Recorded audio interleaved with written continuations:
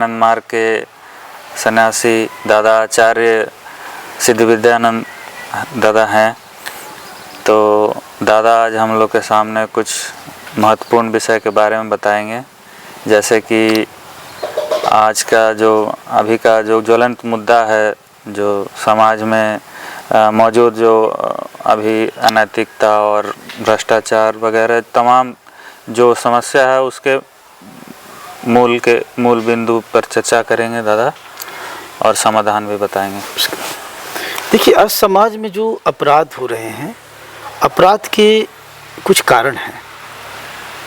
सबसे पहला कारण है कि जब मनुष्य की मूलभूत आवश्यकताओं की गारंटी नहीं होती है, या भोजन, वस्त्र, आवास, शिक्षा, चिकित्सा की गारंटी नहीं होती है, या उससे वंचित होकर के रहना पड़ता है, तो आदमी अपराध करता है।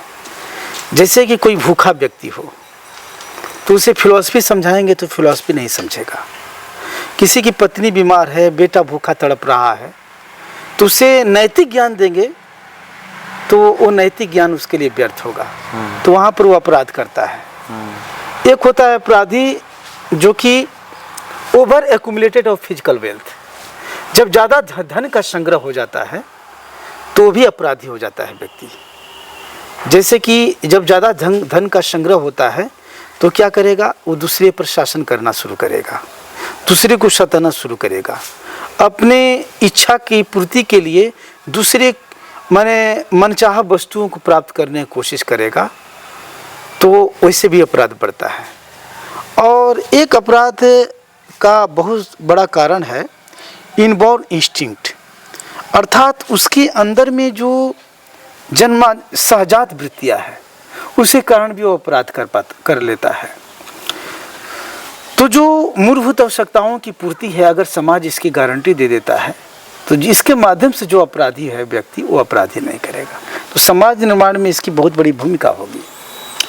तो इसी के लिए जो हमारे सामने बहुत सारे ऐसे चिंतक आए, जैसे कार्ल मार्क्स, एडम स्मिथ, तरह तरह के लोग आए।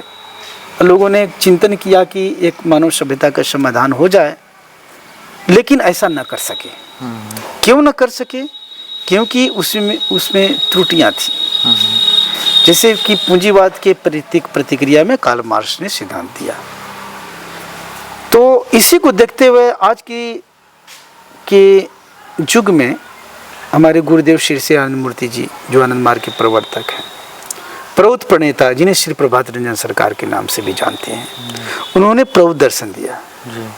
तो प्रौध दर्शन में है ही है कि the minimum requirement should be guarantee to all. ये हमारा सिद्धांत है। मूलभूत आवश्यकताओं की पूर्ति सबकी होनी चाहिए बाई गिविंग जॉब अपॉर्चुनिटी। हम उन्हें जॉब सृष्टि करेंगे।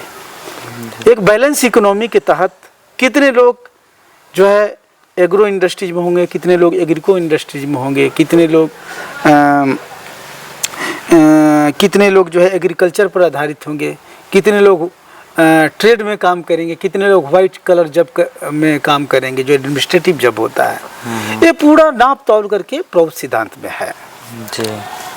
तो इसके माध्यम से हम समाज की सेवा कर सकेंगे और समाज का निर्माण करेंगे। इसमें जैसे आपने कहा कि सबकी आवश्यकताओं की पूर्ति करने से जो है समाज में अपराध नहीं होगा, तो ये अभी तक हम लोग इसमें क्यों नहीं सफल हो पाए? इसलिए कि अगर कोई राष्ट्र को हम जब देखते हैं वो बहुत काफ़ी उन्नत है या विकसित है, तो ये हम लोग समझते हैं कि उसके पैटर्न पर हमें चलना चाहिए। वह विकास इसलिए किया है कि बहुत ऐसे कंट्री है उसका शोषण हो रहा है, वहाँ का रिसोर्सेज का उपयोग किया उन्होंने, वहाँ की इंटेलेक्ट का रिसोर्स किया। जैसे कि अमेरिका में बहुत सारे इंडियन स्कॉलर स्टूडेंट्स हैं जो वहाँ पर अपना वर्क दे रहे हैं, दुबई में दे रहे हैं, हर एक जगह पर दे रहे हैं अपना। तो वो जो हमारी रिसोर्सेज का उन्होंने अपने ढंग से उपयोग किया वहाँ पर। लेकिन प्रौध ये कहता है कि नहीं, जहाँ पर जो रिसोर्सेज है वहीं पर उसका प्रयोग होना चाहिए जी। तब उसको कहा जाएगा कि नहीं वो डेवलप है। अगर आज हमारे जितने इंटेलेक्चुअल स्टूडेंट्स या जो भी हमारी कंपनियां में काम करने वाले अमेरिका से या कोई विकसित कंट्री से आ जाएं, तो वहाँ की तो इकोनॉमी गिर जाएगी। तो जैसे वहाँ की तो बात हमारे देश की बात लीजिए ना, महाराष्ट्र से, गुजरात से या पंजाब हरियाणा से, बिहार और उत्तर प्रदेश के लोग हैं या अन्य स्टेट से जो लोग वहाँ पलायन करके गए हैं, वे लोग अपने अपने स्टेट में आ जाएंगे तो वहाँ की इंडस्ट्री बंद हो जाएगी। तो इसको विकसित नहीं कहा जाएगा। जहाँ हैं वहाँ की क्षमता को देख करके उद्योग को स्थापित करना ही एक विकसित अर्थव्यवस्था का तो रिसोर्स तो होने से और उसको उपयोग करने की क्षमता भी होनी चाहिए ना लोगों को। यही तो प्लानिंग होनी चाहिए, इंट्रा ब्लॉक लेवल प्लानिंग और इंटर ब्लॉक लेवल प्लानिंग होगी। तो प्लानिंग उस हिसाब से स्किल लोगों के पास रहेगा और विजन रहेगा तभी ना। हाँ, तो यह देश है, कंट्री तो है ना। हाँ। राष्ट्र क्यों है?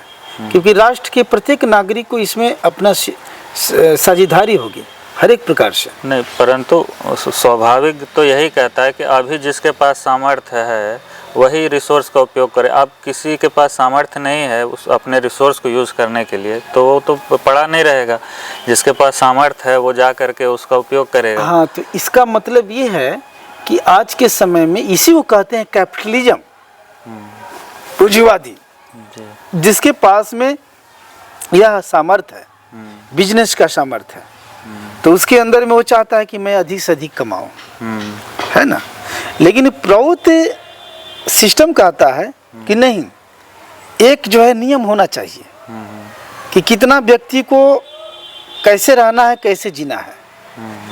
क्योंकि रिसोर्सेज जो है लिमिट है, संसाधन लिमिट है। अब ये जमीन रबड़ की तरह तो फैल नहीं सकता है ना।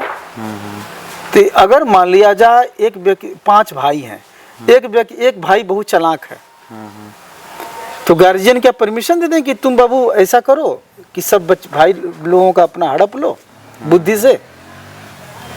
तो यह सृष्टि की रचना करने वाले परम पुरुष है, परमा प्रकृति माँ है। ये नहीं चाहेंगे कि हमारा एक बेटा भूखा रहे और एक बेटा दूसरे ही बेटा पर शोषण करे,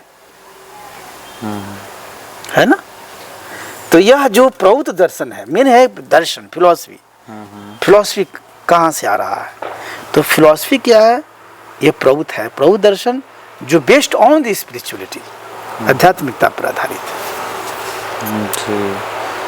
तो अब हमको उस तरह का नियम भी तो बनाना पड़ेगा न्यायपूर्ण, ताकि एक व्यक्ति या एक समूह दूसरे समूह पर इस तरह का शोषण नहीं करे।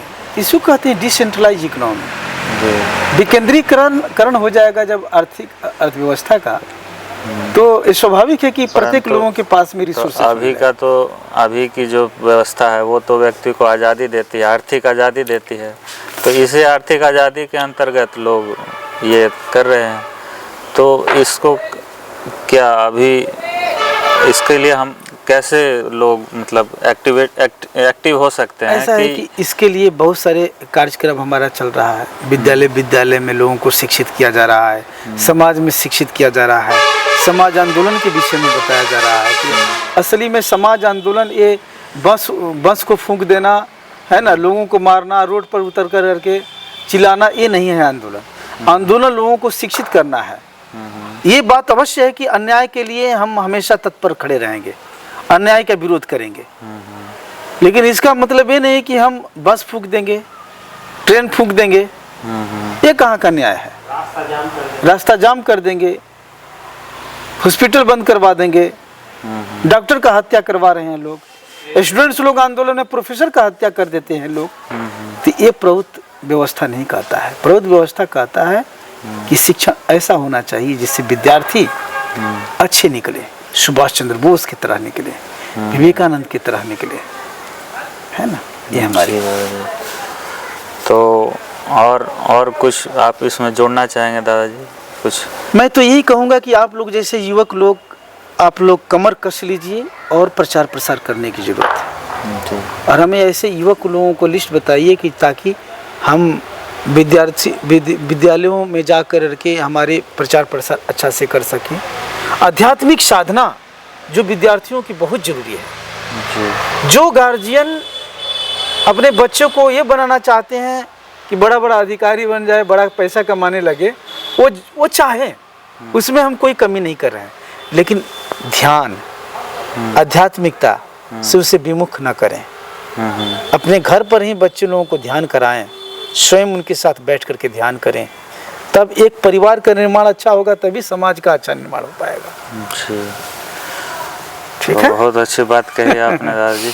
आशा करते हैं कि ऐसा हो, लोग ज़्यादा से ज़्यादा साधना करें और आंदोलन भी करें और अच्छी व्यवस्था को जल्दी जल्दी लाएं। तो दादाजी का बहुत बहुत धन्यवाद। नमस्कार।